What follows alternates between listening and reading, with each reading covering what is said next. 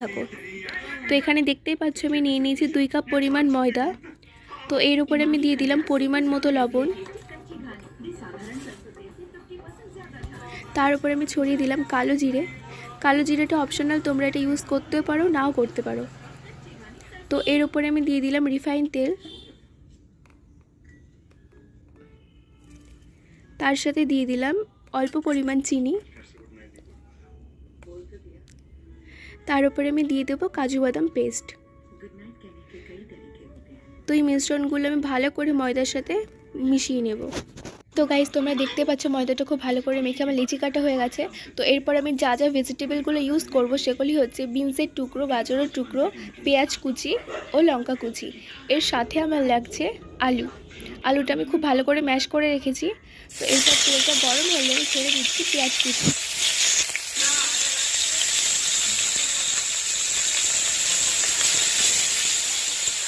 পেঁয়াজটা আমি হালকা করে ফ্রাই করে নেব।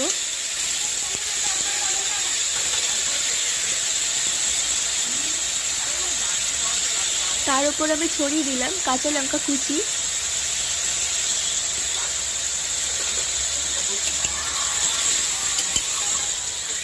কাঁচা লঙ্কা কুচি আর পেঁয়াজটা ভালো করে আমি নাড়াচাড়া করে ওর উপরে দিয়ে দিলাম পরিমাণ মতো লবণ। তার উপরে দিয়ে দিলাম হলুদ গুঁড়ো। তারপর এটা আমি খুব ভালো করে কষিয়ে নেব।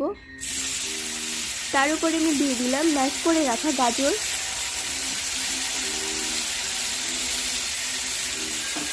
গাজরটা আমি ফ্রাই করে নেব। তার উপরে আমি দিয়ে দিলাম বিনসের টুকরো। তোমরা এটা ঘরে থাকা যে কোনো ভেজিটেবল দিয়ে করতে পারো।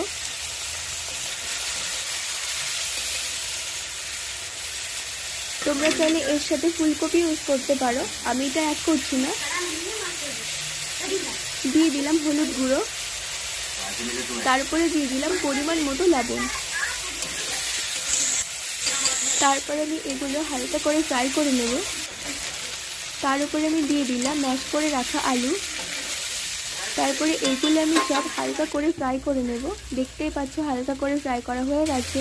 এর উপরে আমি দিয়ে দিলাম লঙ্কা গুঁড়ো। তারপরে আমি এটা লাভিয়ে নিলাম। দেখতেই পাচ্ছ কালারটা কতটা সুন্দর এসছে। এর ওপরে আমি দিয়ে দেব ভেজে রাখা মশলা। তারপরে মশলাটা ভালো করে আমি মেখে নেব আলুর সাথে। দেখতেই পাচ্ছ মাখা হয়ে গেছে। তো এবার আমি পুরটা লেচির মধ্যে ভালো করে দিয়ে সগল করে নেব। তো দেখতেই পাচ্ছ আমি আলতো হাতে সুন্দর করে লেচিটা গোল করা হয়ে গেছে। এবারে আমি পুরটার মধ্যে ভরে নেব। সাইজটা তোমরা তোমাদের পছন্দ মতো করতে পারো। আমি ঠিক এরকম সাইজ করেছি।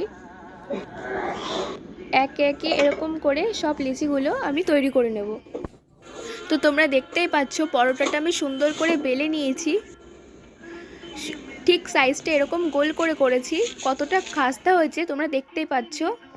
তো ভিডিওটি তোমাদের কেমন লাগলো কমেন্ট বক্সে কমেন্ট করে জানিও। আর ভালো লাগলে লাইক কমেন্ট শেয়ার করতে একদম ভুলো না। সবাই ভালো থেকো, সুস্থ থেকো, টাটা।